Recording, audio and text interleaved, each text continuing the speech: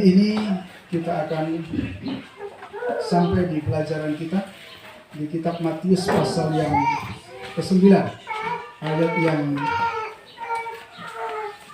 ke-27 sampai dengan 34. Injil Matius pasal yang ke-9 ayat 27 sampai dengan 34. Lembaga Alkitab Indonesia memberi judul Yesus menyembuhkan mata orang buta dan menyembuhkan orang yang bisu. Seperti biasa, jemaat Tuhan, saya undang bangkit berdiri. Kita akan membaca firman Tuhan ini berbalasan.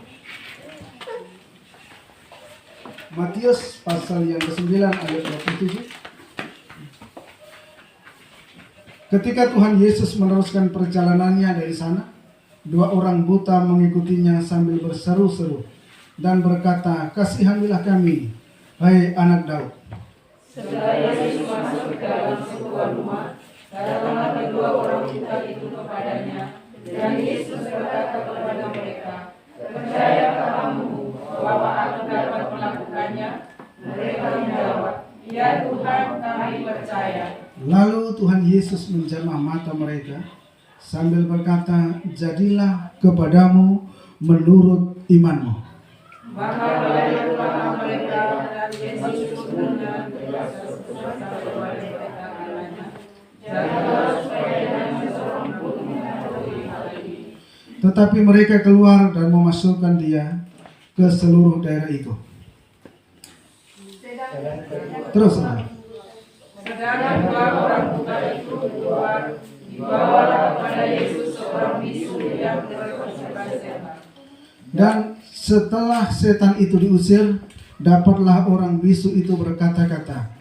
Maka heranlah orang banyak, katanya, yang demikian belum pernah dilihat orang di Israel. Tetapi orang Farisi berkata, "Dia masa membunuh setan, dia mengusir setan." Haleluya, silakan duduk. Bapak, Ibu, dan saudara kasih Tuhan, ada salah satu suku ini di Sulawesi. Dia tinggal di hutan, dan pada suatu ketika ia harus belanja ke kota. Ketika ia belanja ke kota, maka ia pulang. Ketika ia pulang, ia harus berjalan kaki sampai di hutan. Sebelum sampai di rumah, dia harus suka mendaki gunung yang paling tinggi. Dan di gunung yang tinggi itu, dia cari pohon yang besar, yang paling tinggi juga. Dan dia naik dulu, panjat itu pohon. Setelah dia panjat pohon, dia lihat itu pemandangan di sekelilingnya. Semua yang dia lihat indah adanya, saudara. Dan dia katakan, ada Tuhan yang cipta ini. Ada Tuhan yang cipta ini, saudara. Dan pada suatu saat datanglah seorang misi dan menginjili mereka, dan mereka bertobat. Puji Tuhan, Bapak, Ibu, dan kasih Tuhan. Firman yang kita baca saat ini berhubungan dengan orang yang buta dan orang yang bisu. Tidak ada satupun manusia di muka bumi ini yang menginginkan dia cacat atau dia kekurangan sesuatu dalam tubuhnya. Matius mencatat, dan ini tidak dicatat di kitab lain, Injil Markus, Lukas, Yohanes tidak mencatat, ada 2 orang buta yang sejak lahir. Saudara, siapa yang salah? Ibunya atau dia? Firman yang lain berkata, bukan salah dia atau bukan salah orang tuanya, supaya kemuliaan Tuhan dinyatakan.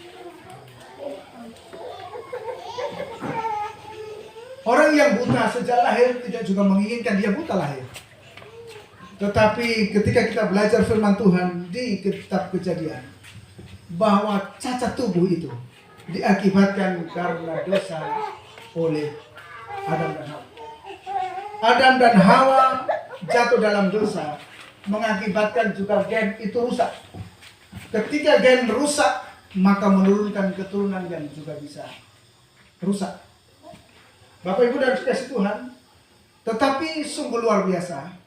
Ketika Tuhan Yesus lahir menjadi manusia, Tidak ada satupun persoalan hidup dan kehidupan manusia yang tidak diselesaikan oleh Tuhan.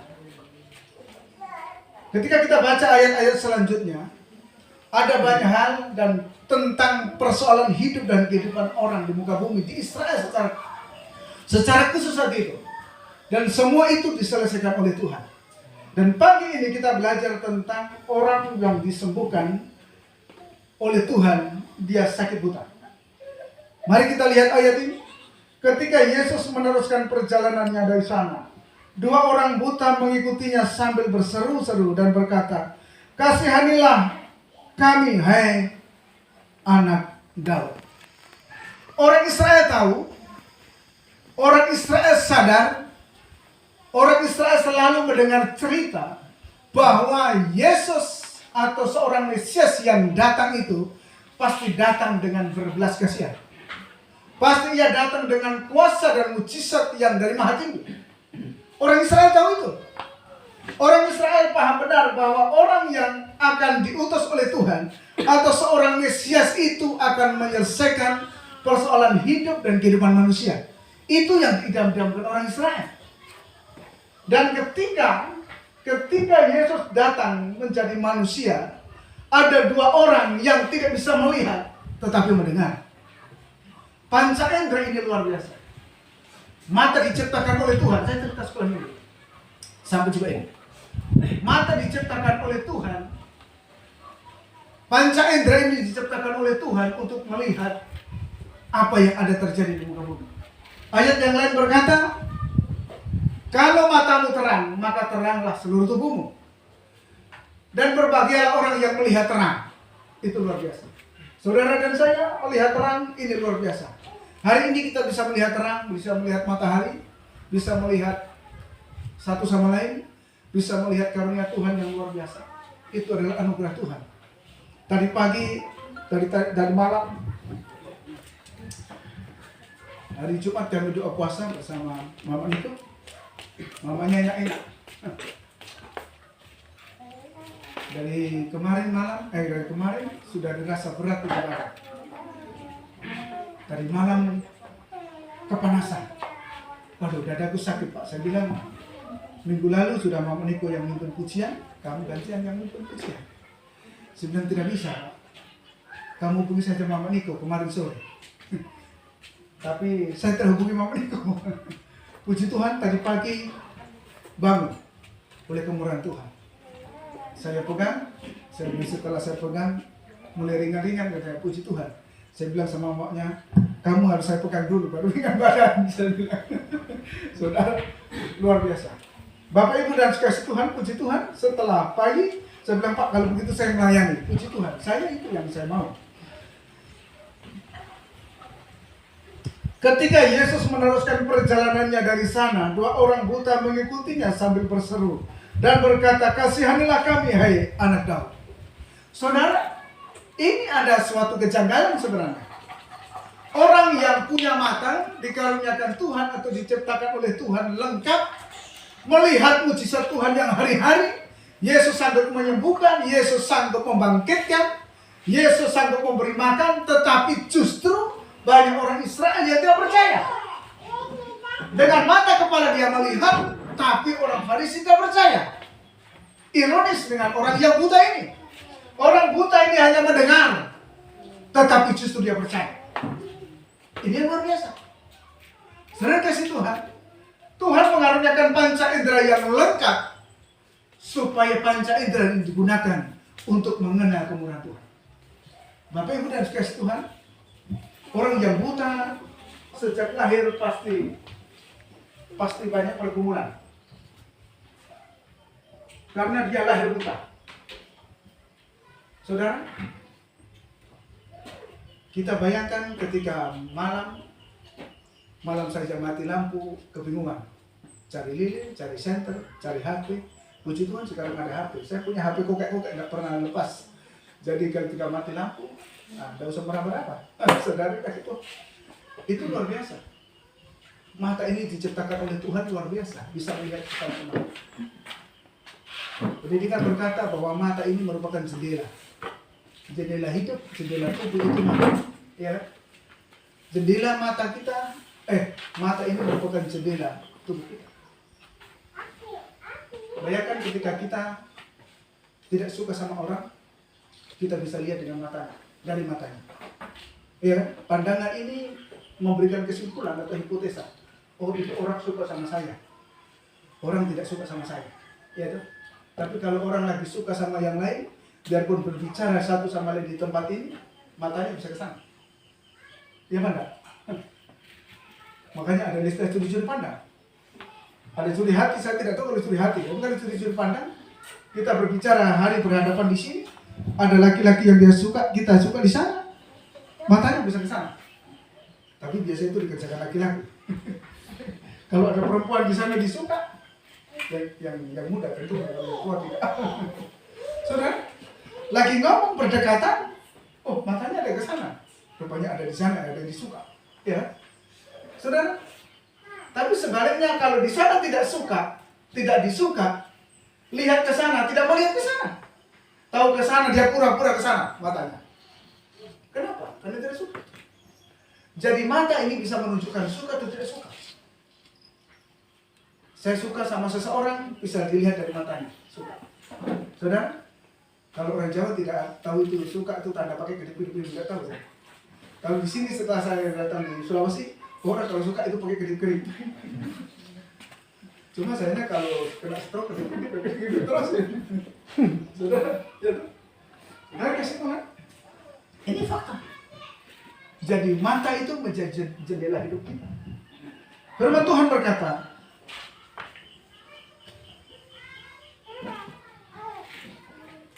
Yesus sambil berseru dan berkata, kasihanilah kami, hai anak Daud.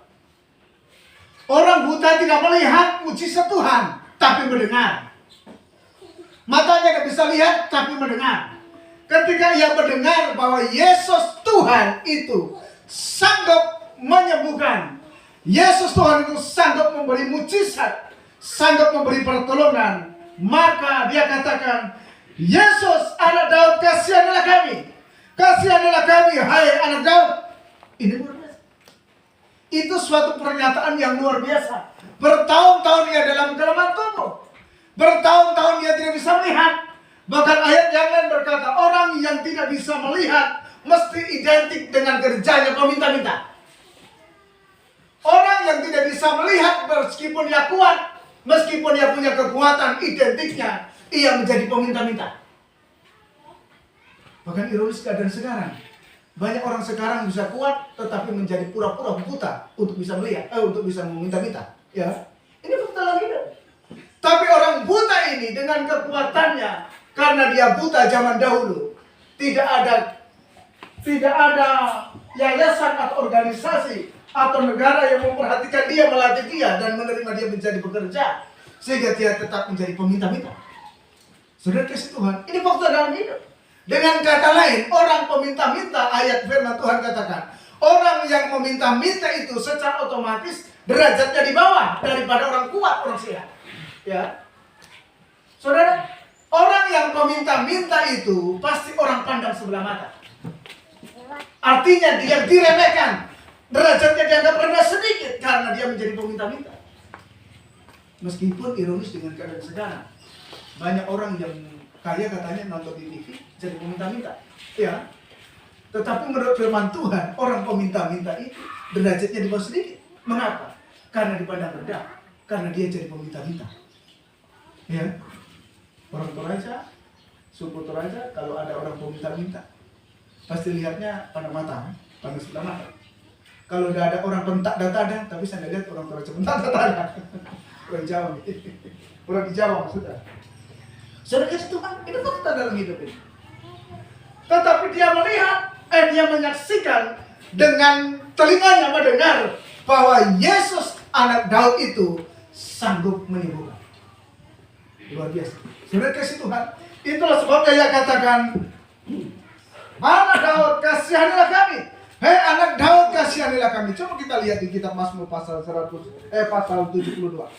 Coba kita lihat dulu satu ayat di sana.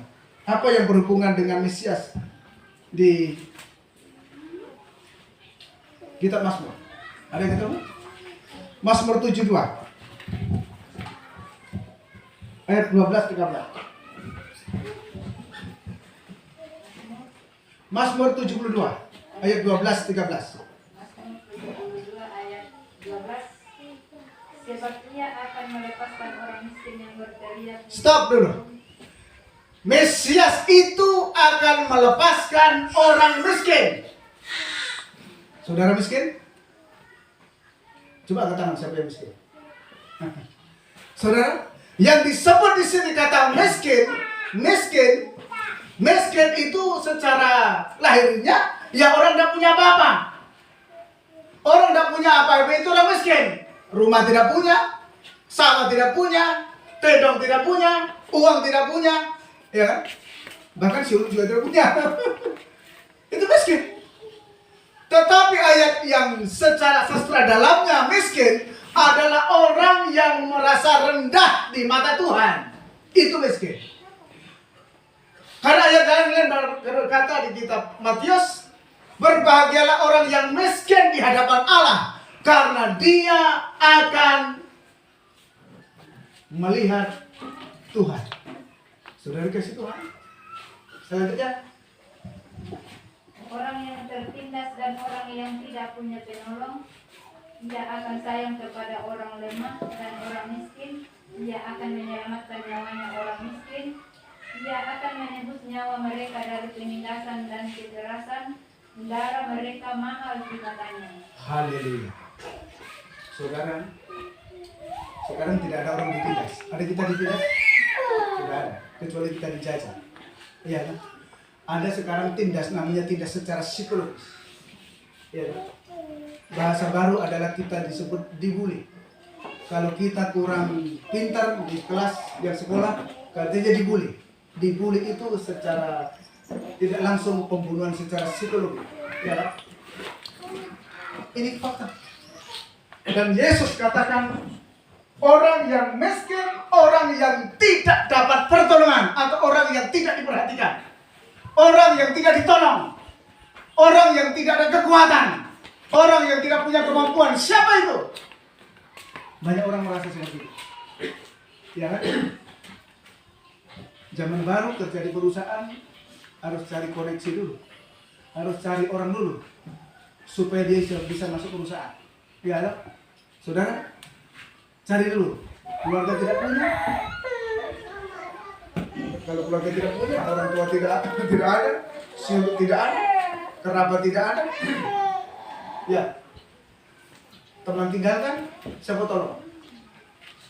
Uang tidak punya. Ada yang bilang, oh malah susah. Cari di perusahaan pun harus pakai uang. Uang tidak punya. Ya kalau uang tidak punya, kerja dulu lah, kumpul dulu uang. Ya, setelah punya uang, tidak ada yang bisa bawa masuk. Kalau tidak ada orang bisa bawa masuk, ya cari hubungan dulu. Kalau tidak ada sama sekali, ada satu pribadi yang sanggup, itu Tuhan. Ya. Pergi satu ditolak, pergi kedua ditolak, pergi keempat, kelima, keenam, sampai banyak ditolak. Tidak ada yang terima. Tetapi ada satu pribadi yang tidak bisa tolak kita, yaitu pencipta kita, Yesus Tuhan. Orang miskin, orang buta ini sadar, orang lain tolak. Ayat yang lain berkata, keluarganya tolak, saudaranya tolak, kerabatnya tolak. Makanya dia jadi peminta-minta. Karena semua orang tolak. Mau kerja di mana? Tidak ada tempat kerja. Dalam satu-satunya karena tidak ada tempat kerja, maka menjadi peminta-minta untuk terus bertahan hidup. Ya, ini fakta dalam hidup. Tetapi dia sadar bahwa Yesus anak Daud itu sanggup menolong dia, sanggup membebaskan dirinya, bahkan sanggup mengangkat derajatnya, sanggup mengangkat statusnya, sehingga dia katakan, Yesus, kasihanilah aku, anak Daud. Saudari kasih Tuhan. Tidak ada satupun orang yang tidak bisa minta pertolongan, atau tidak ada satupun orang yang tidak minta pertolongan.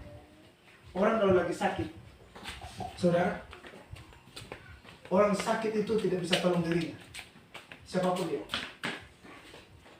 Apakah kita tidak punya atau orang punya?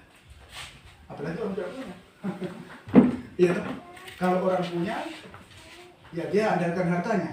Karena dia bisa ambil kemenakannya, ambil sepupunya, ambil keluarga lain. Kalau tidak ada orang lain, sepupunya tidak mau, bisa ambil orang lain. Kan begitu. Saudara?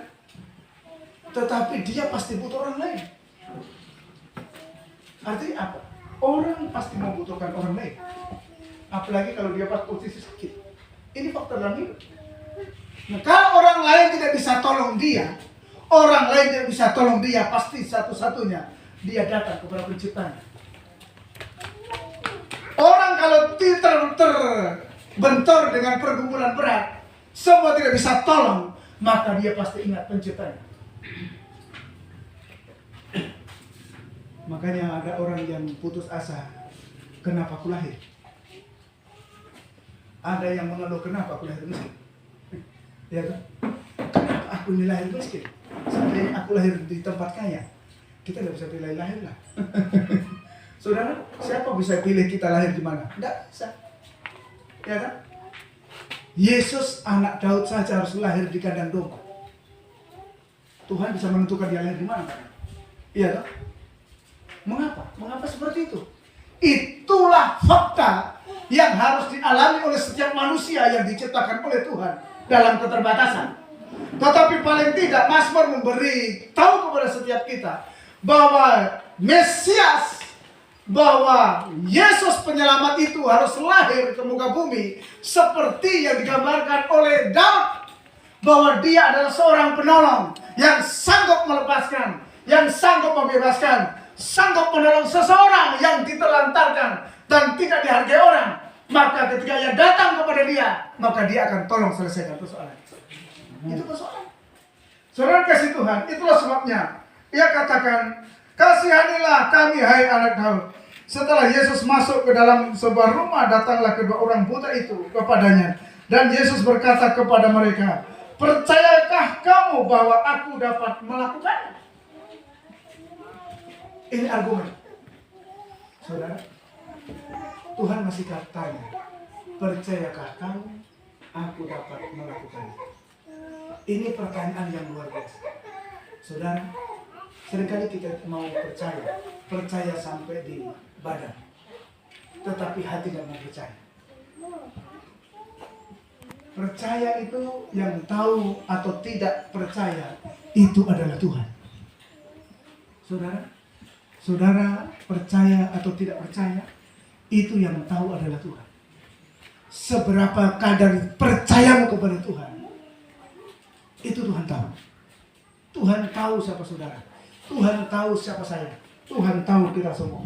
Itulah sebabnya ia katakan, percayakah kamu aku dapat melakukan? Ini luar biasa. Tuhan bertanya, percayakah kamu? Kata kedua tunggal dipakai. Saudara, saya baca ayat ini, saya renungkan, kenapa ayat ini pakai kata kedua tunggal? Menunjuk ke personalitas, bukan jamak, karena dua orang yang datang. Saya perhatikan, bukankah dua orang yang datang? Kenapa Tuhan tidak tanyakan, apakah kamu percaya? Apakah kalian percaya? Tetapi yang dipakai adalah kata kamu kedua tunggal. Percayakah kamu bahwa aku dapat melakukannya? Saudara, saya perhatikan ayat ini, kenapa Tuhan tidak langsung katakan secara jamak bahasa aslinya? Rupanya ini hal yang luar biasa firman Tuhan. Firman Tuhan selalu mengajar bahwa personal atau pribadi itu menentukan setiap kita kepada Tuhan. Tuhan tidak tanya secara kelompok, tetapi Tuhan tanya secara personal. Secara pribadi lepas pribadi. Meskipun ia datang dua orang, tetapi ia katakan, percayakah kamu aku dapat melakukannya? Jadi kata ini dipakai dua orang, tetapi satu persatu ditanya, apakah kamu percaya aku dapat melakukannya? Masing-masing ditanya, masing-masing nama ditanya, apakah kamu sungguh percaya? Saudari kasih Tuhan, ini yang luar biasa. Apakah keluarga percaya? Kalau ditanya satu keluarga, apakah kamu percaya artinya personalitas, pribadi yang ditanya oleh Tuhan. Tuhan pengen tahu dari mulut pribadi lepas pribadi, satu persatu, apakah dia sungguh percaya. Saudara, kasih Tuhan. Ketika Tuhan datang kepada setiap kita dalam keluarga, apakah kamu percaya? Itu menuntut pribadi, menuntut ucapan secara pribadi. Mulut kita yang mengucap kepada Tuhan, apakah kamu percaya? Dia katakan, aku percaya. Saudara, Tuhan katakan, orang itu katakan, ya Tuhan, kami percaya. Ayat yang selanjutnya dikatakan, ya Tuhan, kami percaya. Itu luar biasa. Setelah Tuhan tanya, apakah kamu percaya? Dia serentak katakan, ya, kami percaya. Dua mulut itu serentak ngomong, kami percaya. Anak sekolah minggu saya ajar, ketika ngomong harus keras. Keras sekali, serentak, keras. Aku percaya. Aku percaya, semua serentak. Saudara, ini luar biasa.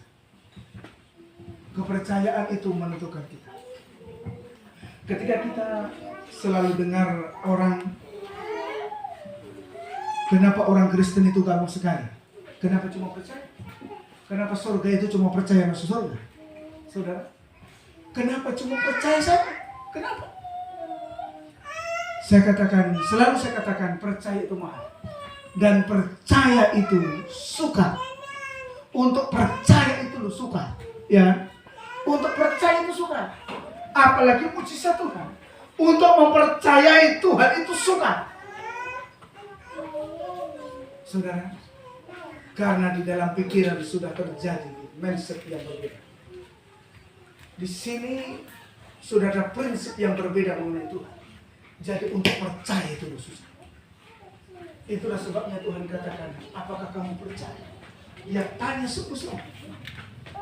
Orang ini berkata, aku percaya.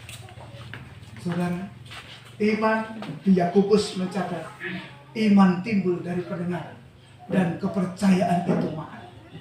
Saudara, percaya saudara itu mahal. Percaya saya itu mahal.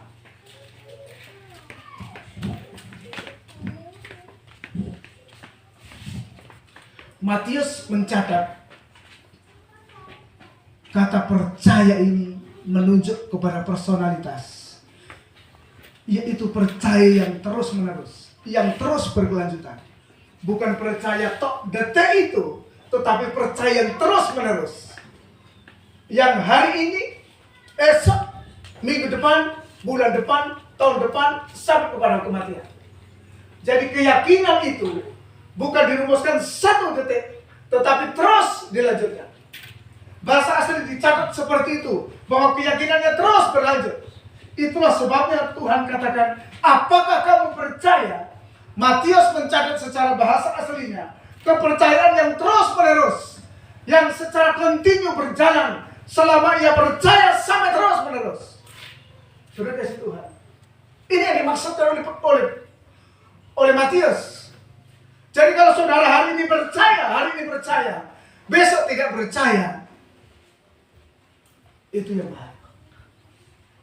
Itulah ajaran firman mengatakan di karismatik keselamatan itu bisa hilang. Kenapa? Karena ketika hari ini percaya dan besok murtad, maka itu hilang. Saudara kasih Tuhan, hari ini percaya, besok tidak, maka itu hilang. Ini keyakinannya. Ayat yang lain berkata, percaya itu terus menerus, hari ini sampai kematian. Makanya ayat yang lain berkata, berbahagialah orang yang di kemudian baru percaya dan ia menjadi yang terdahulu. Bapak Ibu dan kasih Tuhan, mari kita percaya. Percaya kepada Tuhan. Mujizat itu tergantung kepada iman kita. Ayat itu berkata, mereka menjawabnya, ya Tuhan, kami percaya. Lalu Yesus menjamah mata mereka sambil berkata, jadilah kepadamu menurut iman. Jadilah kepadamu menurut iman. Ini luar biasa. Bapak Ibu dan kasih Tuhan, iman hari ini menentukan hari esok. Keputusan hari ini menentukan keberhasilan hari esok. Hari ini percaya, maka selanjutnya ada sesuatu yang luar biasa. Kedua orang ini, ketika ia percaya dan Tuhan katakan, jadilah kepadamu menurut imanmu, maka meleklah mata mereka. Dan Yesus pun dengan tegas berpesan kepada mereka, katanya, jagalah supaya jangan seorang pun mengetahui hal ini, tetapi mereka keluar dan memasukkan dia ke seluruh daerah itu. Ini luar biasa. Bapak Ibu dan saudara kasih Tuhan, ketika dua orang buta ini percaya kepada Tuhan, hari itu percaya, maka meleklah matanya. Bertahun-tahun dia tidak bisa melihat mata.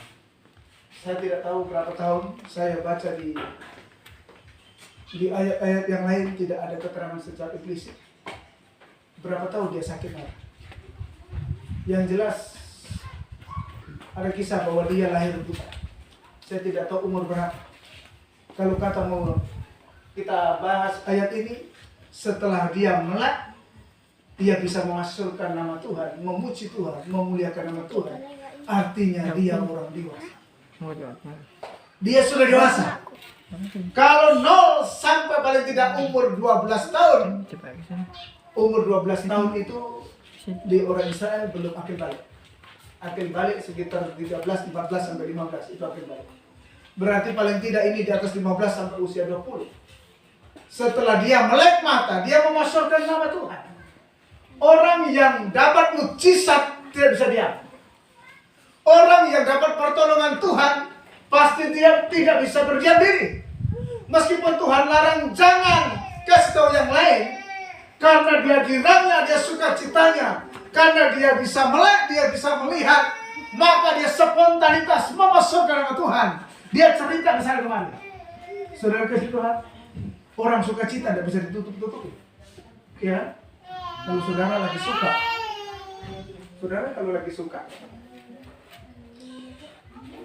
hari ini biasa gajinya cuma 2 juta, tiba-tiba karena sering lembur gajinya bisa 10 juta, pasti senang.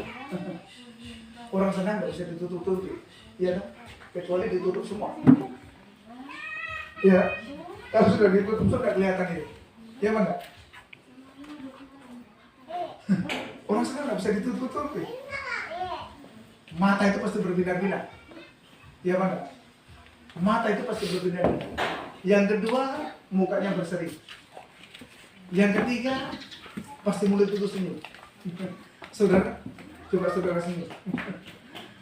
Saudara, makanya di TV dibilang senyumlah seperti senyumnya Pep Sore. Ya kan? Orang yang senang, kalau mukanya itu pasti berseri-seri. Ya, pasti itu. Orang yang dapat mujizat Tuhan tidak bisa tutup diri. Pasti dia berseri-seri. Haleluya.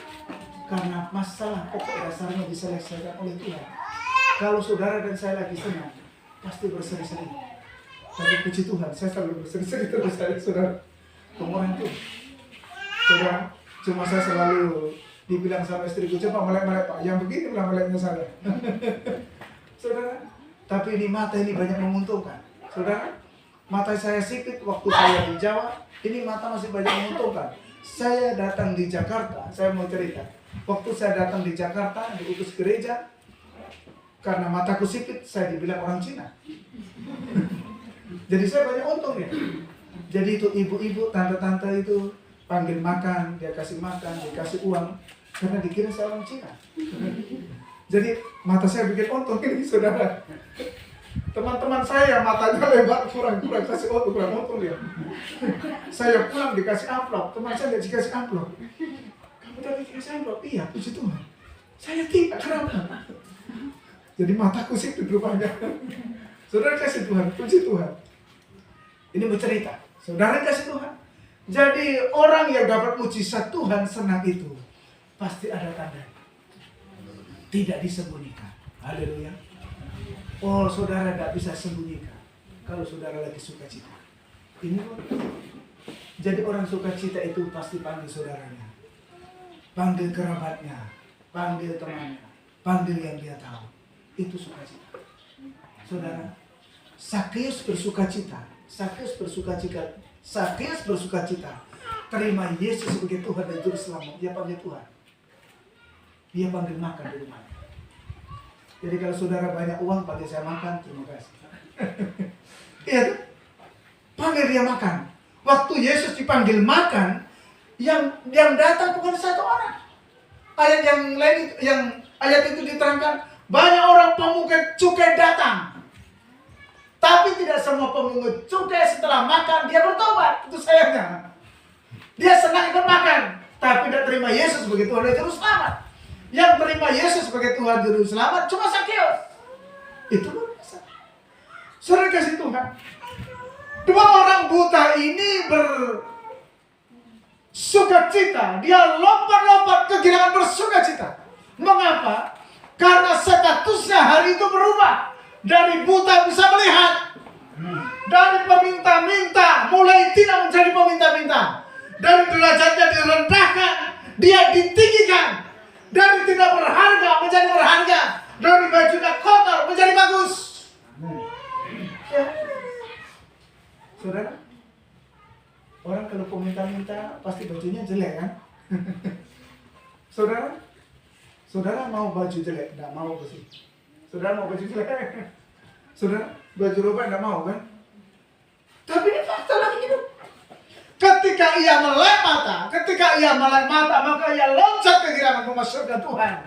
Dilarang pun tidak mau, karena dia sadar ini sukacita yang luar biasa. Statusnya berubah, derajatnya berubah, posisinya berubah, semua berubah, semua orang terima. Ini luar biasa. Saudara dan saya, ketika kita percaya Tuhan, semua berubah. Suatu keanehan ketika kita percaya tidak berubah.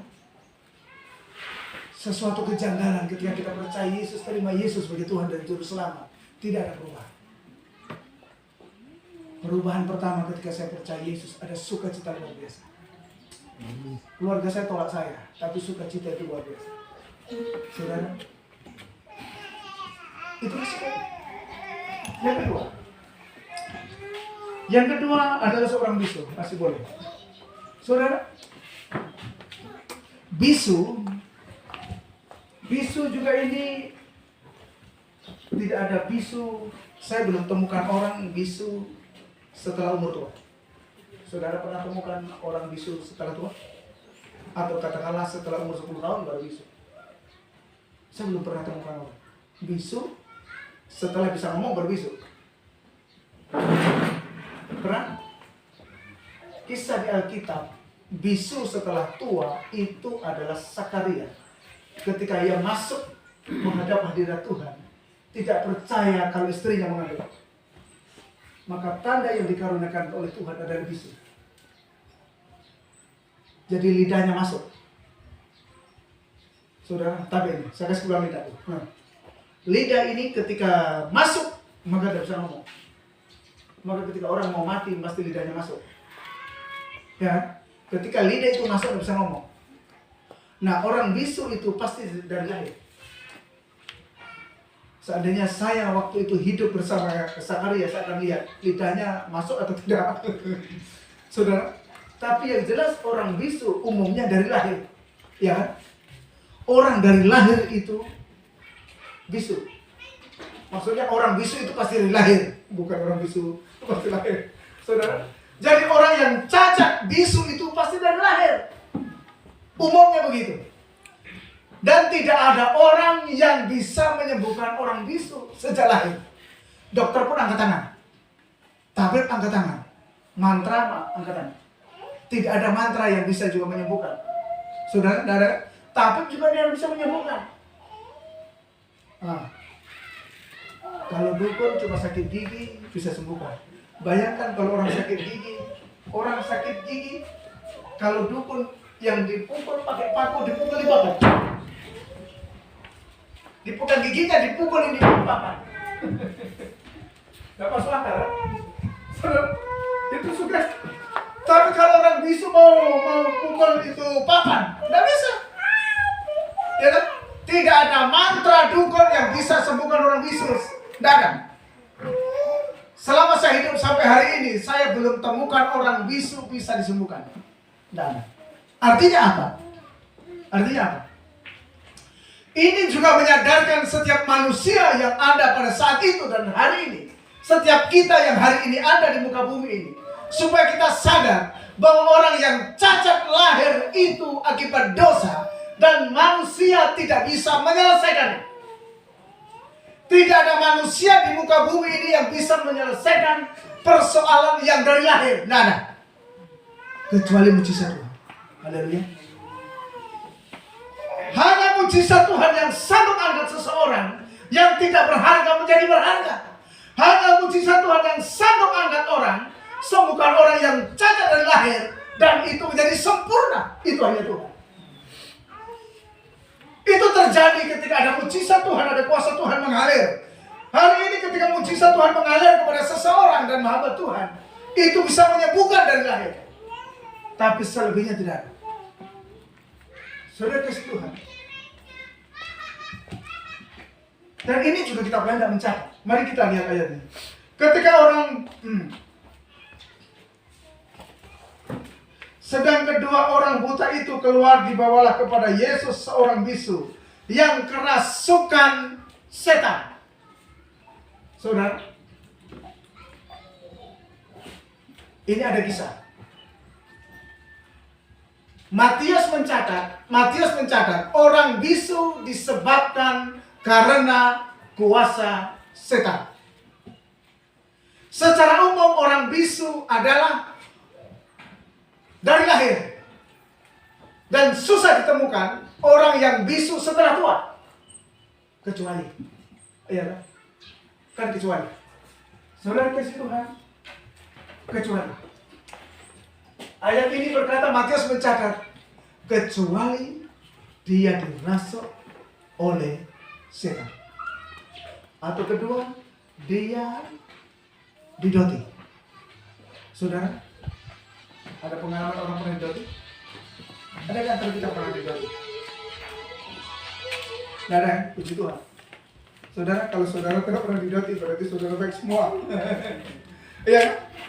Karena doti atau santet, orang Jawa bilang santet atau tenung, itu pasti orang mengalaminya, menyalahi orang. Setelah menyalahi orang, baru disantet atau didoti. Kan begitu. Ini luar biasa. Kalau tidak ada kesalahan, pasti tidak bisa. Saudara kasih Tuhan. Ayat ini tidak disebut ketika ia kerasukan setan. Ketika ia kerasukan setan, apakah yang salah keluarganya? Apakah yang salah mamanya atau ibu atau bapaknya atau silunya? Saudara kasih Tuhan. Saya percaya ketika dia bilang kerasukan ada orang yang salah. Kalau saudara salah, kalau saudara disantet orang atau dilempar atau didoti oleh orang, saudara kuat, maka bisa kena yang lain. Saudara. Makanya ketika suaminya kuat, istrinya tidak salah apa-apa, istrinya kena doti. Padahal tidak salah apa-apa. Ya. Kalau dalam satu keluarga ini ada lemparan ilmu, dilempar ilmu. Kalau suaminya kuat, istrinya bisa kena. Kalau istrinya kuat, suaminya bisa kena. Ada apa? Sudah kasih Tuhan. Itu sasarannya kuasa setan. Ayat yang lain berkata bahwa setan datang hanya untuk membunuh, mencuri, dan membinasakan. Siapa yang dicuri, siapa yang dibunuh, siapa yang dibinasakan. Saudara kasih Tuhan, fokus tujuan setan itu hanyalah manusia, bukan yang lain. Jadi tujuannya untuk membunuh, mencuri, dan membinasakan. Yang dicuri, yang dibunuh, dan dibinasakan itu adalah manusia. Apa tujuannya? Karena setan menginginkan bahwa setiap manusia nanti pada akhir zaman atau pada zaman kekekalan, supaya manusia itu akan sama dia di neraka. Setan tidak menginginkan manusia itu ada dalam damai sejahtera. Setan tidak menginginkan manusia itu ada dalam keselamatan. Setan tidak menginginkan bahwa gambar Allah ini tetap sempurna. Itu tujuan setan. Saudara kasih Tuhan, tetapi setan berusaha supaya manusia itu binasa. Dan ayat ini berkata, orang buta itu keluar, dibawalah kepada Yesus seorang bisu yang kerasukan setan. Saudara, setan masuk ke dalam manusia. Itu rohnya manusia dikuasai oleh roh setan. Sehingga apa yang dikerjakan oleh orang itu adalah manifestasi dari setan. Saudara, ini yang terjadi. Ada orang yang dirasa oleh setan, kekuatannya bisa 10 kali lipat dengan tenaga biasa. Saya pernah ceritakan perempuan kecil, biasanya kecil seperti Iren, kebetulan dari kecil. Kekuatannya Iren itu kalau dipegang oleh laki-laki satu orang, mana Iren mau bisa merontak.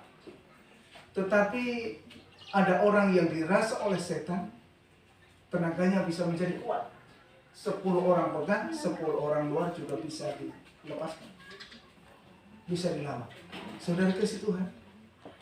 Tetapi ayat ini berkata bahwa manusia itu dicengkeram oleh kuasa setan, dan setan itu membuat dia menjadi bisu. Saudara, ini yang dirusak. Kalau orang bisu, yang jelas ya tidak bisa ngomong. Kalau orang bisu jelas tidak bisa memuliakan Tuhan. Ya begitu. Saudara kasih Tuhan, fakta yang luar biasa bahwa kuasa setan bekerja tidak memungkinkan orang itu menjadi sehat. Dan selanjutnya Tuhan katakan, dan setelah setan itu diusir, dapatlah orang bisu itu berkata-kata, maka heranlah orang banyak katanya, yang demikian belum pernah dilihat orang di Israel. Saudara kasih Tuhan, ini luar biasa terjadi di orang Israel. Kembali saya mau sampaikan bahwa orang yang dirasuk setan setingkat dengan orang yang buta tadi, bahwa orang yang dirasuk setan itu pasti dia tidak berharga. Orang tidak hargai orang. Siapa yang mau perhatikan orang gila? Tidak ada kan? Orang yang kerasukan setan tidak ada perhatikan. Bahkan kita punya keluarga, ada orang yang punya keluarganya gila pun tidak mau perhatikan, diperhatikan pun tidak bisa. Saudara, artinya orang itu tidak berharga, apalagi kalau sudah keluar ke sana kemari, tidak ada harganya. Tetapi ayat ini luar biasa. Ketika kita baca ayat ini, karya Tuhan luar biasa. Orang itu disembuhkan, orang itu dikembalikan posisinya menjadi waras. Tetapi yang sungguh ironis, ayat selanjutnya berkata, tetapi orang Farisi berkata, dengan kuasa penghulu setan ia mengusir setan. Orang Israel secara umum, para orang Farisi percaya saat itu. Jadi dia percaya orang ahli jampi-jampi atau orang dukun itu punya tingkatan ilmu. Jadi ada ilmu rendah, ada ilmu tinggi. Yang ilmu rendah pasti dikalahkan ilmu tinggi. Yang lebih tinggi, dia dikalahkan ilmu yang lebih tinggi. Saudara kasih Tuhan. Tetapi ini adalah puncak. Ini adalah puncak penghinaan kepada kuasa Yesus. Ini adalah puncak penghinaan orang Israel kepada Yesus yang adalah Mesias. Dan ayat-ayat selanjutnya kita akan lihat puncak dari kemarahan ini, puncak dari persoalan ini, puncak dari penghujatan orang Israel kepada Yesus ketika Tuhan Yesus menyembuhkan orang yang bisu ini. Dia katakan dia sembuhkan orang bisu dari penghulu setan. Maka Tuhan Yesus marah. Ketika Yesus marah, maka keselamatan itu dialihkan kepada orang luar Israel. Saudara kasih Tuhan, ketika orang Israel ini menghujat Yesus dengan kuasa penghulu setan, ia menyembuhkan orang yang kerasukan ini, maka Tuhan Yesus marah. Dan ketika kita baca ayat selanjutnya nanti di pasal 10 mulai pasal 11 ayat pasal 12, itu puncaknya.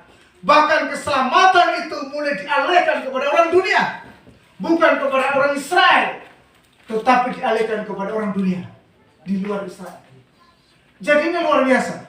Saudara kasih Tuhan, ini penghinaan yang luar biasa yang diberikan atau disampaikan oleh orang Yahudi kepada Tuhan Yesus.